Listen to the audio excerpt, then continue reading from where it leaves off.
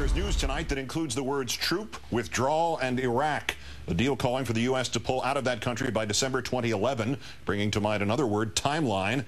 In our fourth story on the countdown, with still over a month to go before Barack Obama takes office, we wonder out loud, what do we do now when it comes to the war in Iraq and when it comes to torture? The aforementioned deal, known as the Status of Forces Agreement, SOFA, calling for our troops to leave by the end of 3 years. It was signed into legislation this morning by Iraq's 3-member presidency council. That should be signed into law. The pact replaces the current UN mandate expiring at the end of the month. Meantime, it still faces congressional approval here at home. For his part, Obama, who is vowed to wait until January 20th before announcing policy or diplomatic decisions, did speak to Prime Minister Maliki to congratulate him on passage of the agreement. Obama's team also issued the following statement, quote, he, Obama, is committed to a responsible redeployment of American troops from Iraq and to respecting Iraq's sovereignty, and that he looks forward to visiting Iraq as president. There is one president at a time, and no date has been set for this trip, but President-elect Obama looks forward to seeing our men and women in uniform serving in Iraq. As for that one president, White House spokesperson Dana Perino. I think that the fact that their representative leadership has signed this agreement today, that they recognize that they are going to continue to need our help for the next little while, but we have a path now to help our troops get home. And we're already bringing troops home, and we're going to be able to continue to do that as long as we solidify the gains that we've made. The new SOFA comes just as a dozen retired senior military leaders met with members of President-elect Obama's transition team yesterday. They discussed ways to restore the U.S. image battered by allegations of torturing terrorism suspects. Among those who were at that meeting, the retired U.S. Army Major General Paul D. Eaton, who joins us now from Washington. Thank you for your time this evening, sir. Keith, great to be with you again. Thank you very much. And we will get to yesterday's meeting in a moment, but first I want to get your reaction to today's news. How difficult will it be to get our troops out of Iraq, and what will that country look like when we do get them out? Well, Keith, we've got rational actors on both sides right now. The Iraqis are practical, and the Americans definitely want to make sure that this works. So we've got a marker on the table. We've wanted that for a long time. It will help discipline the process. And if we have to accelerate or retard the program, I think that the leadership on both sides will make this thing work. On the subject of both Iraq and the issue you met with the Obama team about yesterday, torture, are you concerned at all that the President-elect's commitment to either issue might be wavering or might be deprioritized because, for instance, of the economic crisis he has to deal with firsthand? Well, absolutely not.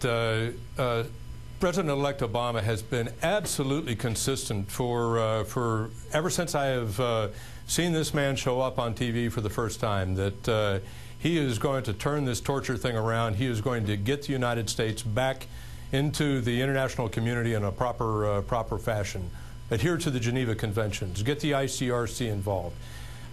He has never deviated from that.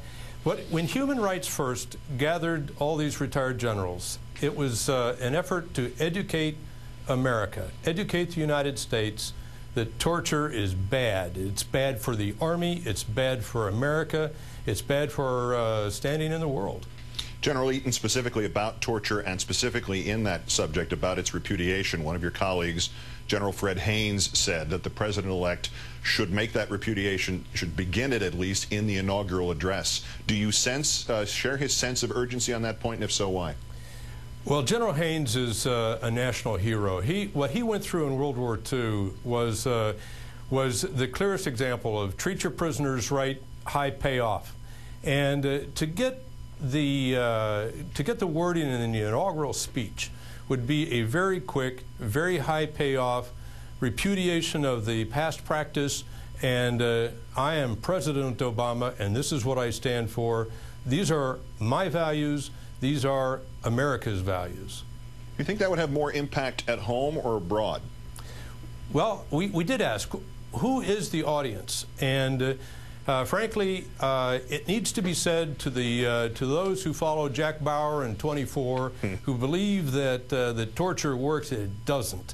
The rational management of detainees will earn you far more information faster than what we're seeing in popular culture here. But it also is going to transmit very heavily overseas. As we heard from that special ops interrogator who's using the name Matthew Alexander in his new book about the practical impact of switching from torture to cooperation, to say nothing of what he found to his shock about how the freedom fighters who were showing up, or the foreign freedom fighters, if you want to use that term, who showed up to oppose us in Iraq, were explaining that their primary motivation for doing that was vengeance for torture at Gitmo and in Abu Ghraib. You've got it, Keith. And if everybody in America could read that article, showed up 2 or 3 days ago in the Washington Post, and quick read, quick article, but it absolutely repudiates the abuse, the so-called enhanced interrogation techniques as inappropriate and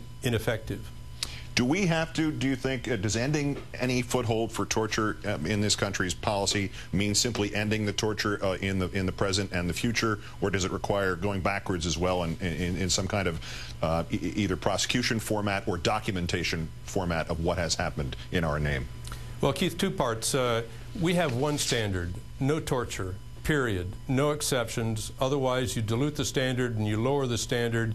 And then that creates a real problem in understanding what the president wants, all the way down to the youngest private.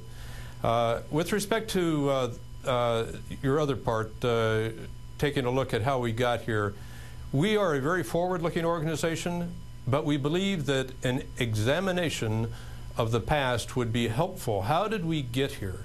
We had one of the retired generals liken it to a Class A or a serious accident investigation, where you're not looking for culpability, you're looking for how did the accident happen? How did it unfold? And when we know that path, we'll be better prepared to deal with future wars and future challenges. And our responses to them, especially in times of great stress at home, as we saw in the last 7 years. Retired Major General Paul Eaton, great thanks once again for your time tonight, sir. Hey, Keith, super. Thank you.